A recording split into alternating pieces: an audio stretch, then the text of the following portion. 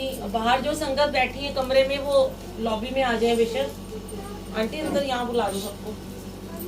जय गुरु जी, अनंतम शुक्राना। और गुरु जी की प्यारी फेवरेट ममता आंटी के घर में आज सत्संग हुआ है, क्योंकि ये तो बहुत ही एक तो बड़ी रूल रेगुलेशन की बड़ी वो है।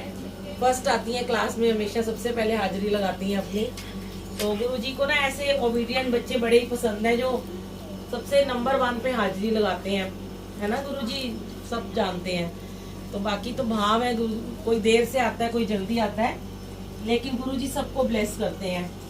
और ये संगत सारी पहले भी मिले हुए हैं, सब गुरु जी को जानते ही हैं, सबको पता है। बेटे यहीं पे कर दो बस फिक्स, मत नहीं इधर कर दो। जय गुरु जी। आज ना मेरे को गुरु जी ने ना बैठे बैठे ही ना बोला कि मतलब मैं सोच रही थी कि मैं आज क्या सत्संग शेयर करूंगी। सोचती तो मैं हूँ नहीं, जो गुरु जी बुलवाते हैं वही करवाते हैं। पर जैसे ही आज मैं यहाँ पे दरबार लगा के बैठी और सत्संग शुरू हुआ, तो गुरु जी ने आज मेरे माइंड में कुछ ऐसा डाला कि मुझे लगा कि मुझे आज शेयर करना चाहिए।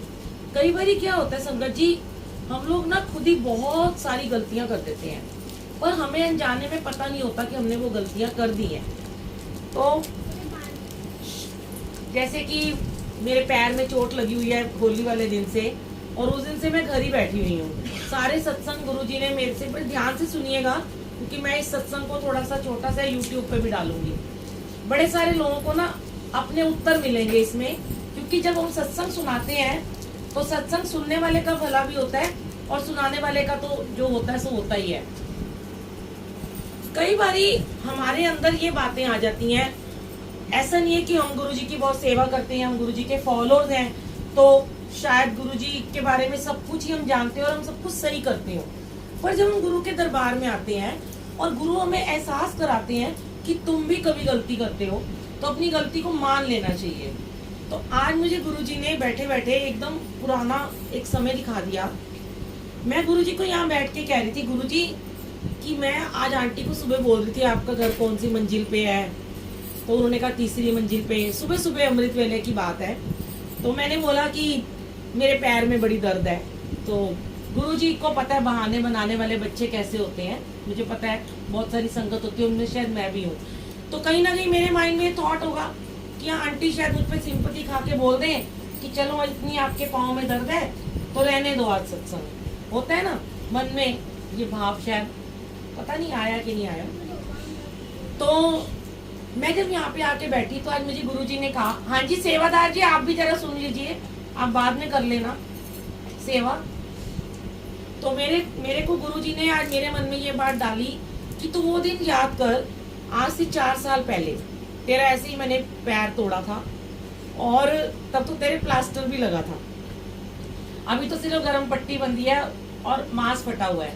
फैन चला लो। तो मैंने कहा हाँ गुरुजी, और मेरा यही वाला पैर बहुत बारी टूट चुका है, हर बारी मांस फटता है, हर बार मैं प्लास्टर या बैंडेज करवाती हूँ। तो मुझे यहाँ बैठे बैठे गुरुजी ने कहा तू बड़ी नाशुक्री है। मैं हमेशा गुरुजी को कहती हूँ बड़ी शुक्रगुजार हूँ।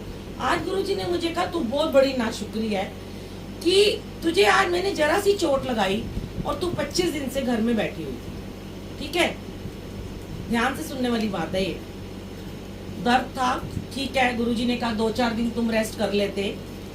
गुरु की सेवा बड़ी जल्दी हम छोड़ देते हैं, बहाने मिल जाते हैं क्योंकि वो गुरु बैठा है, देख रहा है, नहीं देख रहा, फटाफट मैसेज डाल दिया सब जगह मैंने कि अब मुझे चोट लग गई है, अपने सत्संग पोस्टपोन कर दो।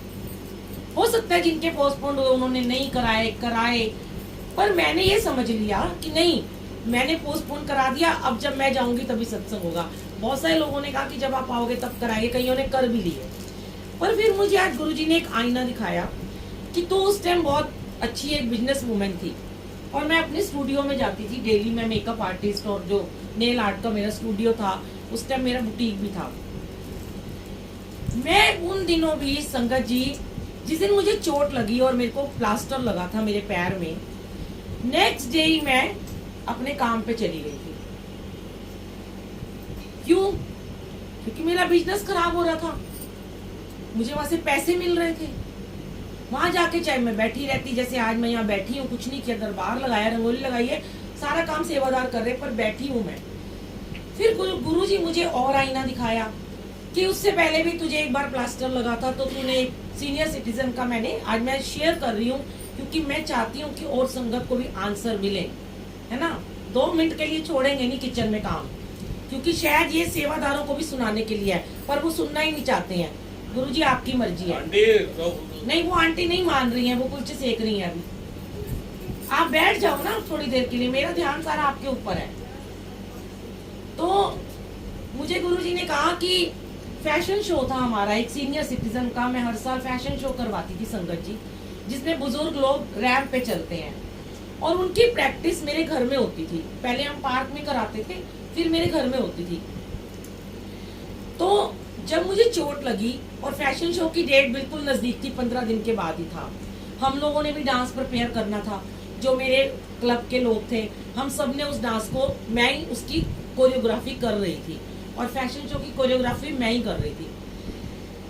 मैंने अपने टूटे हुए पैर से उनको प्रैक्टिस करवाई, फैशन शो की, डांस की प्रैक्टिस भी हम करते रहे। मैं अपनी बैठे बैठे उनको स्टेप सिखाती रही सबको, और एक पैर से चल चल के उनको साथ लेके चलाती रही।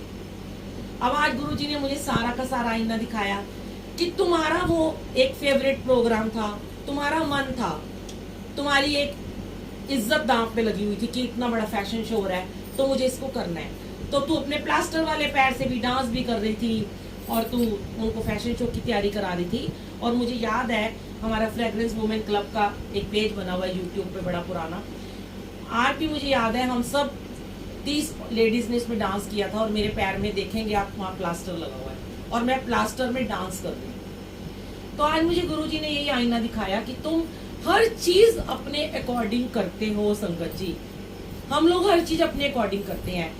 मुझे आज बहुत ही मुझे शर्म आई अपने ऊपर। मैंने कहा गुरुजी ये मैं हूँ, मैंने ऐसा किया, मतलब मैंने ऐसा क्यों किया, मुझे बड़ी गलानी हुई। मैंने कहा कि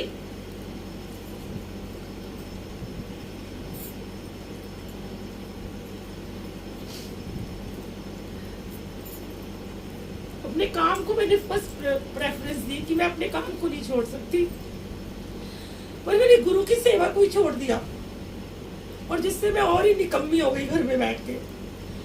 मुझे इतनी प्रॉब्लम हो गई, मेरी बैक में पेन शुरू हो गई, और मैं परेशान रही कि मैं क्यों नहीं जा रही हूँ सेवा में। बहुत मुझे दुख हुआ कि हम लोग अपने गुरु की सेवा सबसे पहले छोड़ देते हैं, सारे काम हम करते हैं। हमारा अकेले अगर हमारी दुकान चलानी हो, और उस दुकान पे मालिक सिर्फ हम हो, करने वाले हो, रोजी रोटी कमाने वाले हम हो, तो हम जाएंगे। हम नहीं छोड़ सकते, क्योंकि नहीं जाएंगे तो हमारे घर की रोजी रोटी कैसे चलेगी। और हम अपने गुरु का दामन बड़ी जल्दी छोड़ देते हैं, और आराम फरमाने के लिए हम बैठ जाते हैं कि पता है वो तो हमें दे ही रहा है। पर मैं गुरुजी आपसे सच्चे दिल से माफी मांगती हूँ कि मैंने क्यों आपकी सेवा को छोड़ा। कभी ऐसा नहीं करूंगी, चाहे आप मेरे को जितना मर्जी दुख दे लो, हमें उस दुख में भी अपने गुरु की रजा में राजी रहना चाहिए।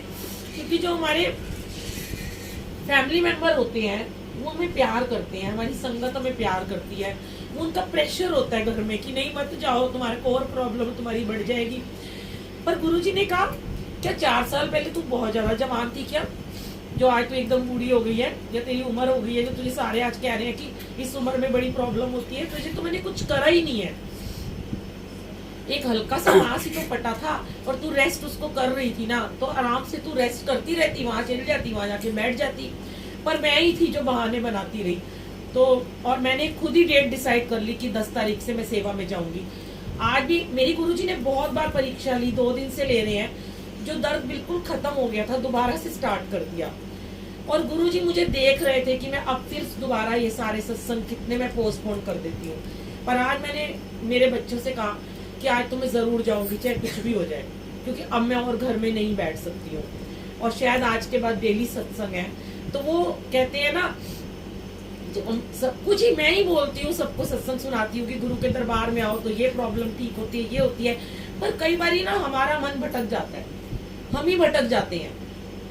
हमारे अंदर पता नहीं कहाँ से क्या चीजें आ जाती हैं, थॉट में कौन से गुमान आ जाते हैं कि नहीं हम नहीं करेंगे तो कुछ नहीं हो पाएगा। ऐसा कभी नहीं सोचना चाहिए। और सच में मैं भी एक सेवादार हूँ, और सेवादारों के लिए भी ये बहुत बड़ी सीख है कि कभी भी सेवादार को गुमान या घमंड में नहीं आना चाहिए। करने वाला सब कुछ प्रभु है, करन करावन हार स्वामी। आज हम यहाँ नहीं आते, सत्संग तो अपने आप ही सब कर लेते हैं। कोरोना टाइम में सारे खुद प्लेलिस्ट लगा के सत्संग करते थे, करना ही क्या होता है, पर एक भाव होता है संगत का कि आंटी आप आओ, हमें अच्छा लगता है आप आते हो, कुछ मैनेज तरीके से आप करते हो। वो चीजें उनके प्यार में भी आना पड़ता है, और वो गुरु जी का प्यार होता है। और मेरे को तो आज ही सुबह अमृत वेले में गुरु जी ने ये मेरे मन में थॉट डाल दिया था कि अगर तुझे तेरे साथ भी कोई ना चलने वाला हो तो तू अकेली ही बहुत है, तू जा, मैं तेरे साथ हूँ। और तू वहां संगत में से सेवादार खड़े कर लिया कर, तुझे कोई कुछ नहीं, तेरे को प्रॉब्लम आएगी, पर बेटा तूने जरूर जाना है सबसे पहले। तो मैं सॉरी गुरुजी, मैं हाथ जोड़ के आपसे चरण पकड़ के आपके माफी मांगती हूँ कि अगर मैंने कोई गलती करी हो आपकी सेवा में तो मुझे माफ कर।